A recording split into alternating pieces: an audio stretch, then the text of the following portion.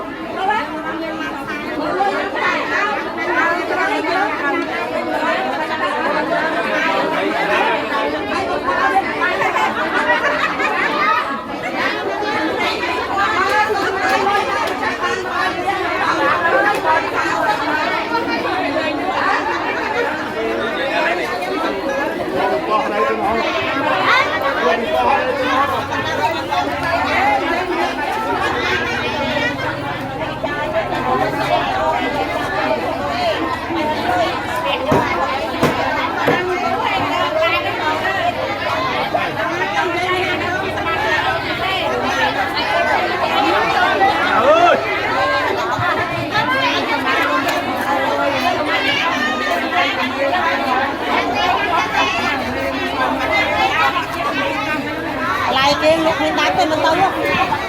Sao cả mà nơi mình nặng tên không?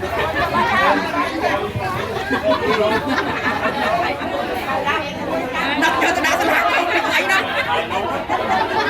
Tôi hỏi nhắm lên chân tay vậy. Hãy subscribe cho kênh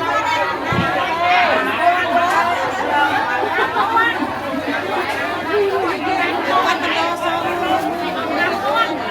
để không bỏ lỡ những video hấp dẫn.